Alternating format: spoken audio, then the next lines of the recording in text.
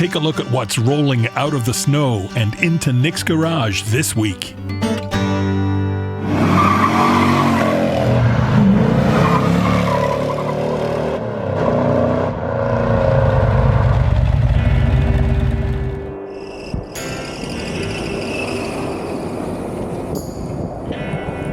Winter in Montreal. A time when muscle car lovers wish they could just hibernate and wake up in the spring. All the hot rods and collector cars are safely stashed away for the winter, and people slide around the streets in vehicles they lovingly call winter beaters.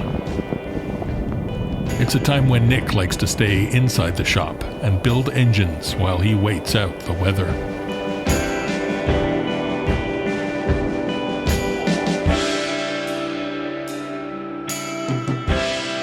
Inside the garage, Nick has the heaters blasting, and the bright, colorful cars and flags make for a much more welcoming environment.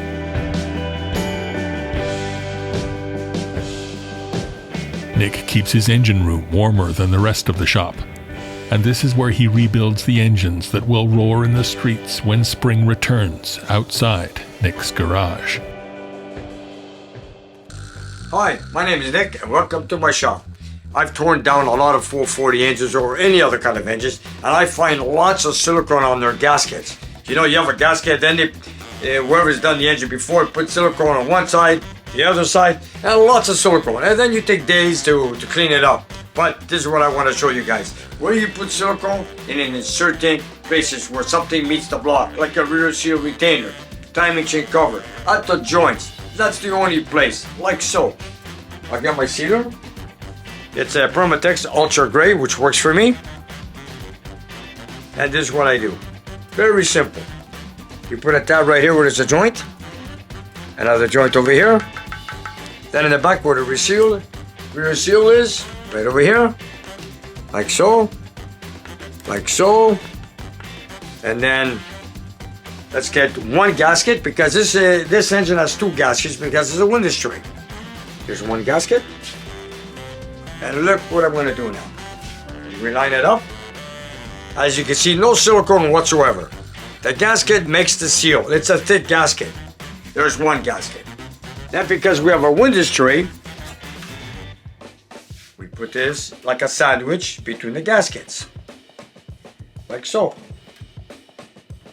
Then we apply the second gasket. No silicone whatsoever, because if you look here, it's all flat. So like so, we do that. Now we take the oil pan, and like I always do, this is a brand new pan, but just to let you know, when you have a brand new pan, it's nice and flat. But when you reuse another pan, what I do in many cases, I put it on a steel table like so, take the hammer, and then you hit it at every bolt hole, so you can flatten it out on a used pan. But if this is a new one, I don't need to do it.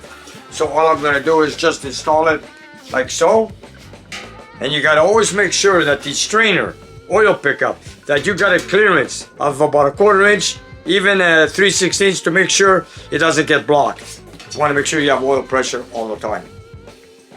Like so. Then you tighten the pan down. And we just get a few bolts. I'll line it up.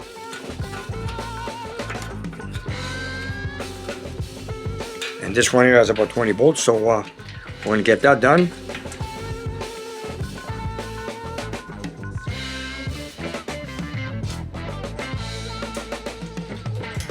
I wanted to show you guys something else. When you tighten an oil pan, for example, like the big block Mopars, the rear seal retainer is aluminum.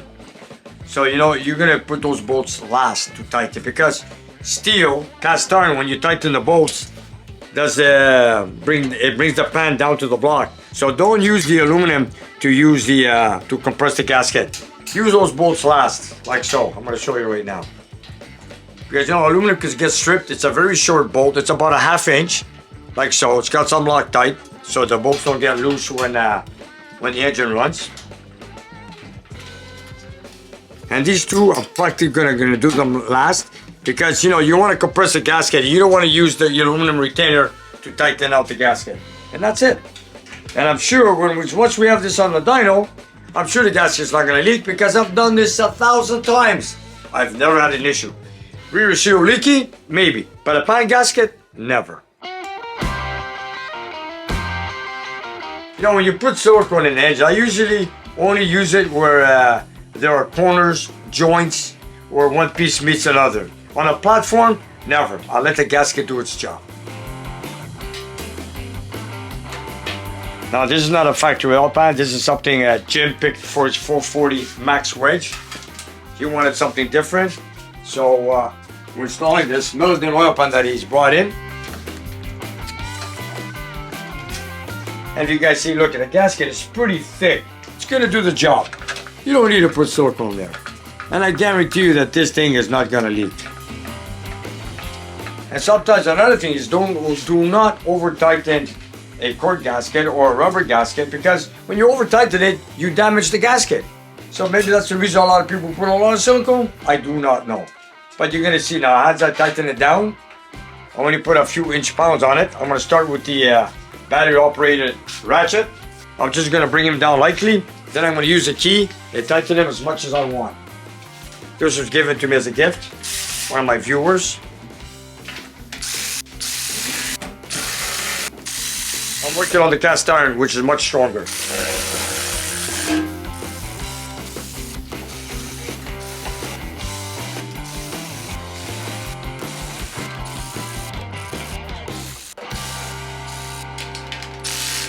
And now I'll bring down the last two bolts on the retainer very lightly. Not too much. I like to feel it with my own hands. I don't torque them down. I've been doing this for so many years, so that I'm going to use a wrench and tighten it down to feel I have that I know it's proper. No, I don't take a torque wrench. I feel it just by here. Take my favorite wrench, which is a snap-on key, 12 corner 9/16, 12 corner ½ inch, and this is my favorite key. And you know, you don't have to over tighten it, you guys. You can see that the gasket gets squeezed. You got about a little tension on it like so. There we go. And I know it's not gonna leak. I've done this many times. Okay.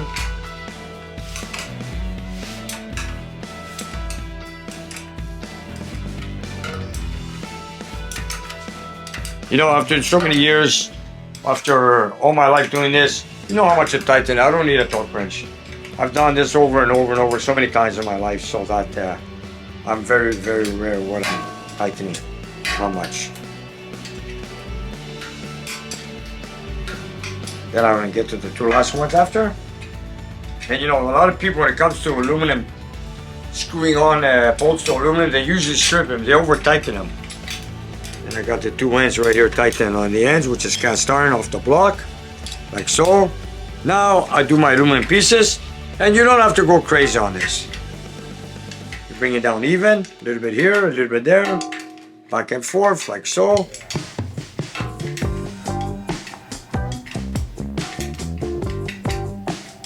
And we are done, like so. And there you have it. And of course, always check the drain plug, because in many cases you might have a brand new pan, like in this case, and you think the drain plug is tight. In this case it was, and I tightened it. So don't assume it's tight, always check it. And there you have it, you guys. Silicone only on the joints, and you're gonna see that it's not gonna leak.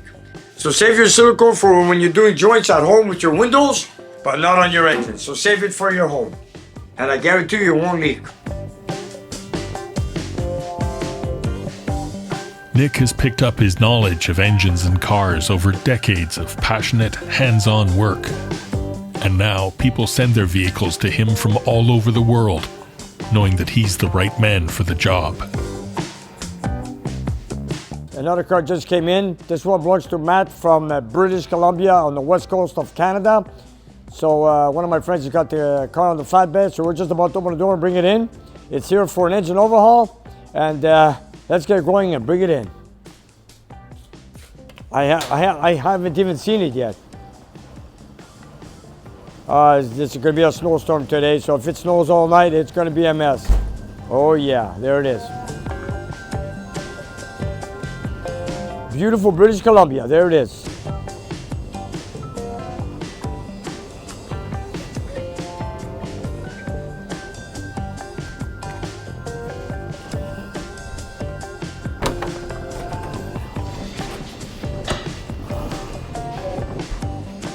Okay. Back it up, it's okay, back it up, man. Another orange car. Wow, 70 Cuda with a full 46 barrel. And a shaker, of course. Nice.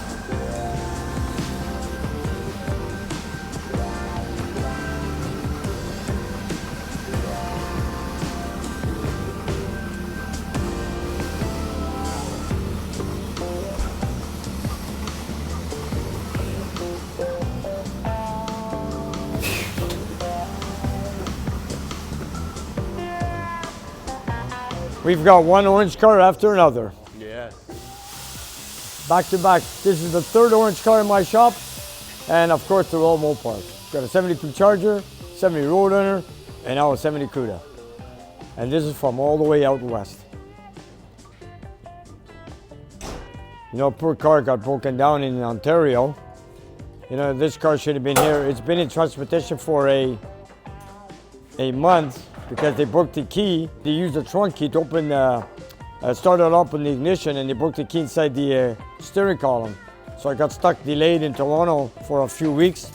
So now I don't know, they did repair or whatever, I don't know, but we're gonna go through that and check it out for Matt. So Matt, here's your car. Finally made it to Montreal, Laval. Or should I say, it finally made it to Nick's garage.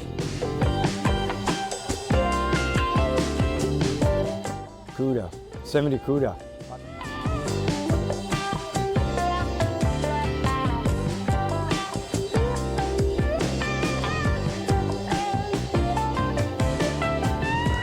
But the exhaust, you see the exhaust? That's too low. That is, Yeah, it does hang a little. yeah, it's a bit too low. On my Challenger, when I worked on it with Dan, I told him as high as possible because I went up with 5 people in the back seat. When you bottom out, I don't want to hear the muffler hit the differential. We'll never put 5 people in the back. I know. It's just the same. It's just the same. Full 46 barrel. Orange. Orange seems to be a very popular color here with our Mopars. One orange car after another one. And you know what? We got one more car coming in. It's going to come from San Francisco, or should I say in the area of San Francisco, belongs to Dan. So that's another one coming. And then maybe another one after that in the area of San Francisco. But for now, let's focus on Matt's car from BC.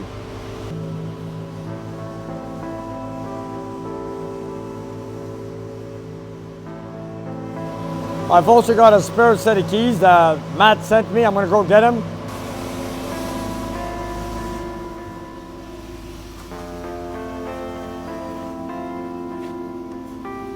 Here we go.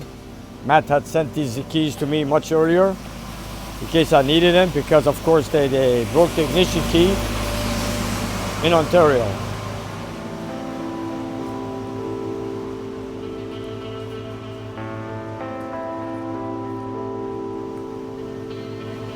Okay, let me get in there. We got the spare keys, but it's got a key inside the... Okay, all right. You know, I'm not used to seeing muscle cars in the snow, you know, covered in snow like that. But then again, there's no harm. There's only sitting on a flatbed anyway.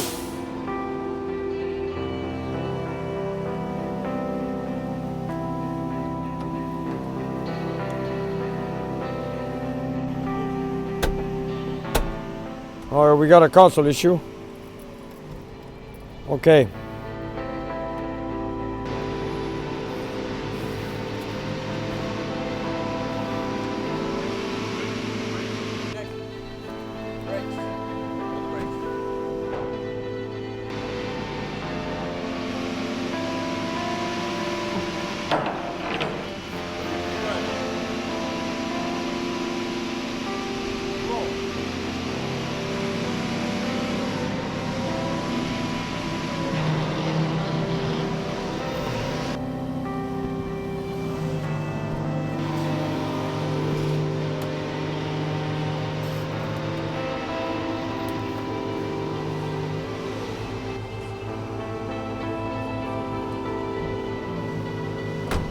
All right. I see he's got a few items in the console.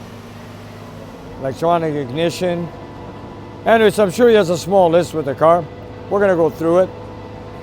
You can open up the hood, Shia. Let's see what it's got in there. I'm sure it's a 440. I'm sure it is. I just want to get this out of the shaker. Hey, this thing should have hood pins when you have a shaker hood. This should be on. Ah, there it is.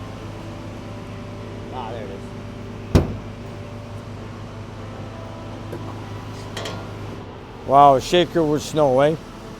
That is rare. This is very rare. You see snow on a shaker car. I think it's not a shaker, it's a flaker. This is a mirror. Look, this is ugly, eh? That's very We got to change that. Yes, yes, yes. And you know what? Again, black battery tray. Again. Shoot up. Oh my Terminal. God. Oh my Your favorite God. thing. Anyways, I got a. Electrical tape. Anyways, you know what? It belongs to Matt. Let me ask Matt what he wants to do with the car. Anyways, I kind of, it is a beautiful looking car, right? Very pretty car. It's a beautiful looking car. It needs a little bit of detail. And you see when they come charcoal, that's 1971. The center cap, usually in 1970, it's a silver one. In 71, it's charcoal gray, like so. Okay. So, So the wheel is the same color, but it's just the cap. yeah, it should be a lighter silver color on the center cap. But anyways, you know what? I'll talk to Matt. We'll take it from there. Hey, he's got exhaust manifolds. I just love it. I just love it. I hate blue wires. You know, I hate the blue wires. Look at the gas filter. Oh my God, this is no good. Anyways, you know what? It doesn't matter. You know, if it's here for details, I have no idea. Let the car warm up, stay overnight. Tomorrow we're gonna go through it and we'll take it from there. Okay. There you guys have it. Another one that came in from out of town. Stay tuned for a future project on this one. It's not here for full restoration. It's here for a few gadgets to get fixed, maybe some detailing, I'm not sure, and an engine overhaul.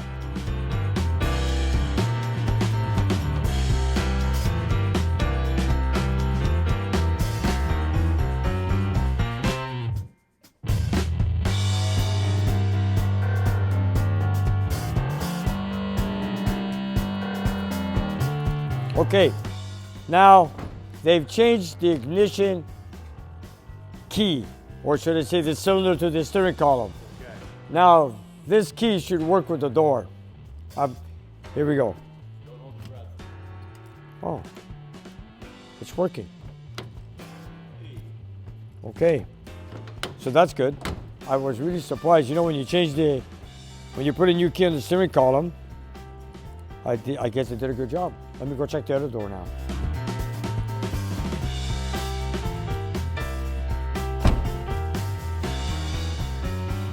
Yeah, it's good. Wow, it's kind of hard, but it's hard. It works. Okay, let me check my paperwork. It's got the spare keys. Let me check this. I'm supposed to be looking for a title. Okay. Apparently he has a list of what he needs to get done on it, if I can find it. But then again, I think I need the registration to the car. This is insurance and vehicle registration. Oh, okay, leave it there, perfect, okay. Here, Shia, put this in the ignition for me. Let it thaw out, it's frozen, the poor car. And that's it. Battery disconnected? No. So it's dead. See if it cranks over there, Shia. Okay, don't worry about it, I don't need to start it. I'm gonna let it thaw out overnight. It's a nice car, it's missing a few little details. It's a tribute 446 barrel car. There's a lot of, when you get a nice car like that, you know, I know a lot of guys say, yeah, Nick, you're right. Some guys say, no, Nick, it's up to the customer. When you have a beautiful Cuda like this, or any car, any classic car, it has to have some nice clean detail. You know, like for example, you take this overflow hose. You know, it should be a nice thin black hose. Then you got people. This is an issue we have with a lot of cars, transportation, or people don't know. When you have a detailed car and you got the negative cable and the positive cable from the battery and to the starter and to the ground, they use the jaws for the booster pack or battery chargers, and then they ruin the look of the terminals, and they're not cheap, you guys. You know, when you use something like that, you should always put it on the bolt, which is steel, right here. This is where you put your booster pack and your battery charger, not on the soft lead metal. Anyways, like you said, Chad, it looks ugly. It does. It does.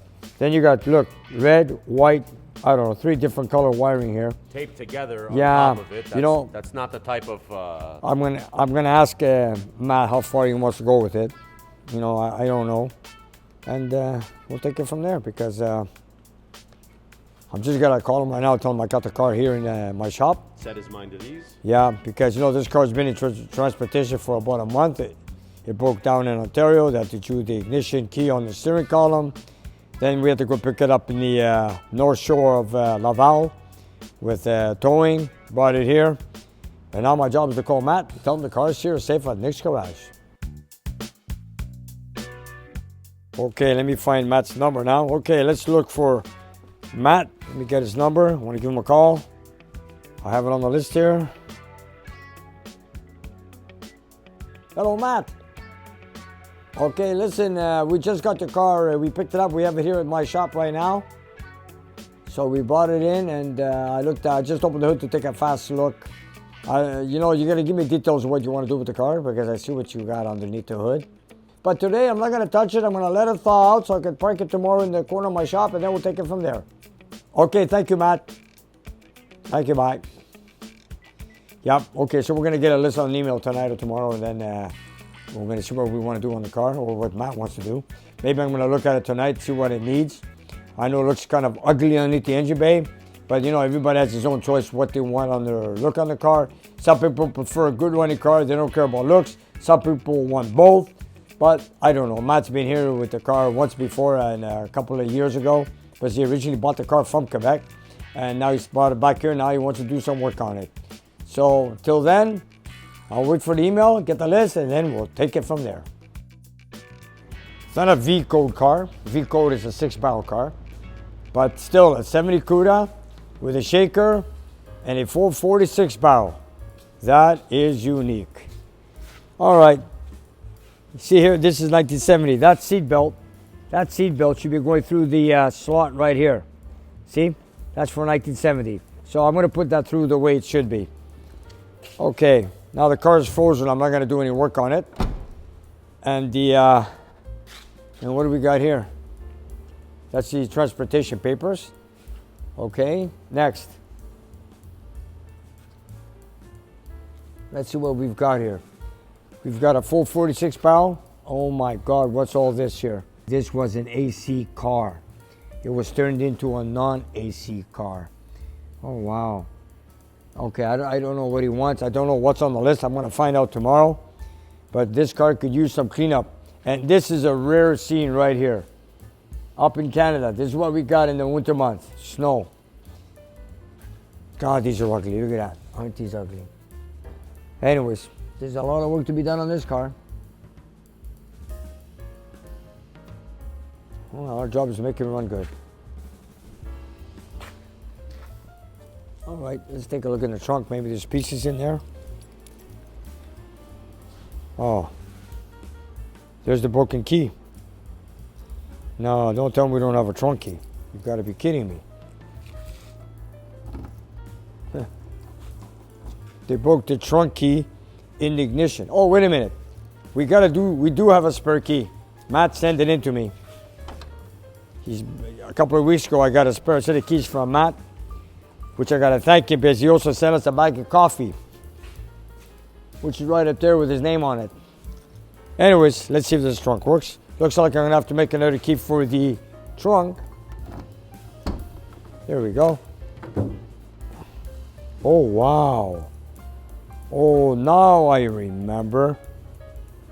He wanted me to install these exhaust manifolds on the car. Okay. This is, well, you know what? It's gonna be on the list tomorrow.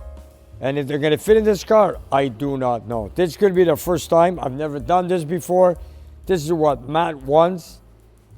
Wow. Okay, is this gonna fit? I don't think so. These were made on the bigger cars, Chrysler cars. The C bodies. On the B bodies, I'm not sure. But this is an E body. Is it going to fit with the power brake booster? I do not know.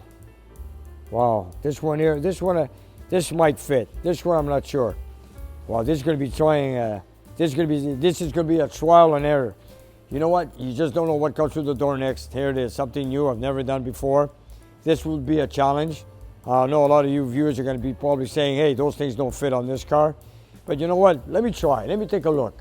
Has anyone out there done this before? On an e-body, on a big block Mopar? I'm not so sure. I'm going to try it. This is what Matt wants. If I can make it fit, I'll do it. And this is another thing I have to make flanges for. I got to make flanges. You know, I don't have the hardware kit, but this also has to be custom pipe made. But this one here on the driver's side with the booster right here is not going to be an easy fix. Right here. Wow. Proportion valve is going to be in the way. One way to find out is take this manifold off, and before I take out the engine, let me try it. Wow, this is going to be a challenge. And you know what? Up here in Canada, we play hockey. And speaking of hockey, this is what we call this decal on a 70 Cuda. It's called a hockey stick stripe. On the 71, you got the billboards. On the 70, it's the hockey stick. There it is. On the 70 Cuda, 1 year only. All these little things make a big difference, you guys. You know, every piece has a purpose. I like to have them there in place. You know, it depends on the client. I don't know what Matt wants on to do with this, but you know, we're going to talk tomorrow and see what we need to do. You know, I'm sure when he sent it here, he wants to make sure it runs good, it looks good, I'm sure. So we're going to give it our best shot. And there you have it, 1970 Cuda 446 battle, automatic with a shaker and a 8 3/4 rear end. I've got 3 orange cars in my shop. Maybe you want to call it a sun-kissed orange shop with vitamin C. And it's wintertime, it's all good. We got an orange Cuda here that came from Vancouver. We've got the orange Roadrunner 1970 convertible that's going to Australia. And then I got the orange 72 Charger that when it gets done, ships back to Texas. And there you have it, folks. We are global. And you know, the love of these cars, they're still around. As long as the guys like myself and a lot of baby boomers like myself are still around, we're going to still enjoy and love these vehicles we have. So thanks for watching us here on Nick's Garage.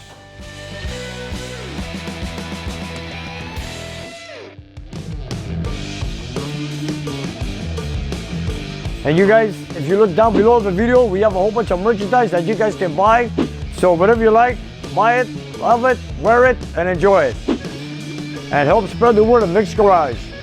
And if you have some time, check out our Patreon page. We have extra content and you guys can watch it and take it from there. And we'll see you next time.